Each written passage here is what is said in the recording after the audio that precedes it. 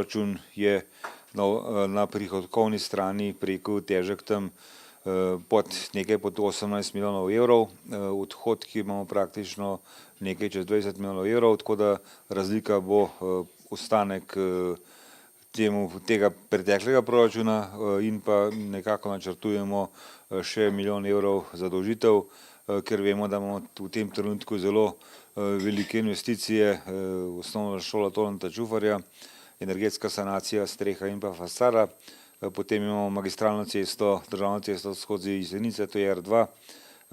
tudi sofinanciramo predvsem preko pločnike in pa javno razsvetljavo,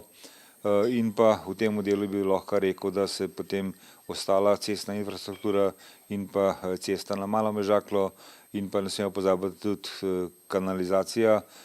tukaj področje Murove, zelo pomembno, to je muzejsko kompleks, zelo zahteven poseg preko omejen, preko tudi prostorsko in pa še z kulturne dediščine, zato lahko rečem, da je ta zgodba kot taka kar dosti primerna in pa lahko rečem, da tudi razprave kot take so se strinjale, da s tem sredstvi praktično dobro razpolagamo in pa vršimo te investicije.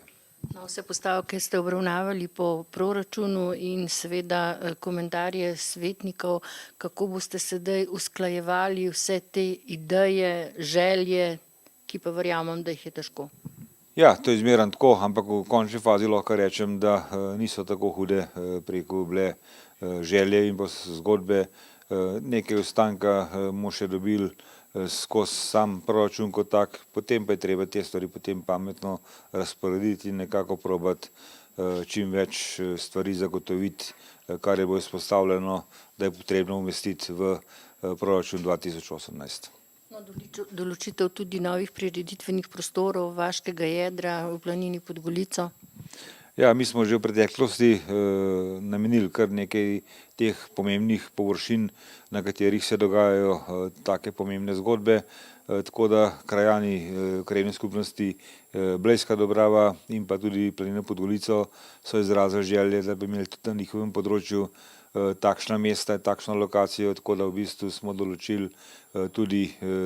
novo bivaško jedro na Blejski Dobravi in pa pri spodnji postaji Žičnica tudi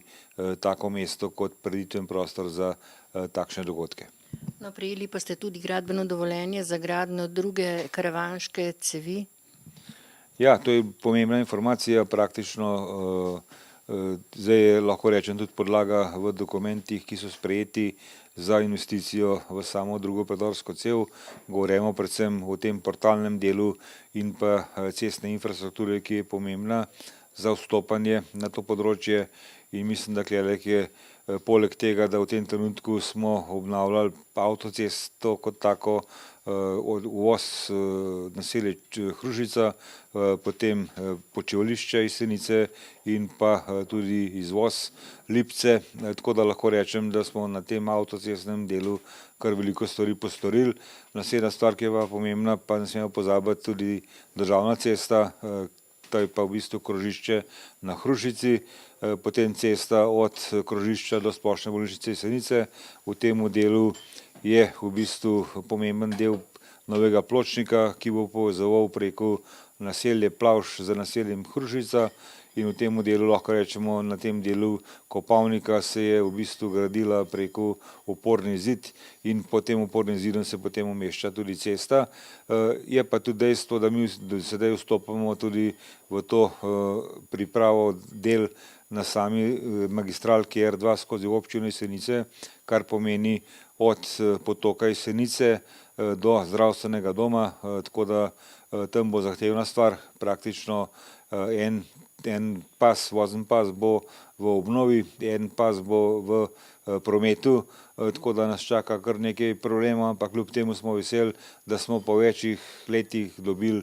te pomembne investicije za cestno infrastrukturo tudi na področju občine Jesenice.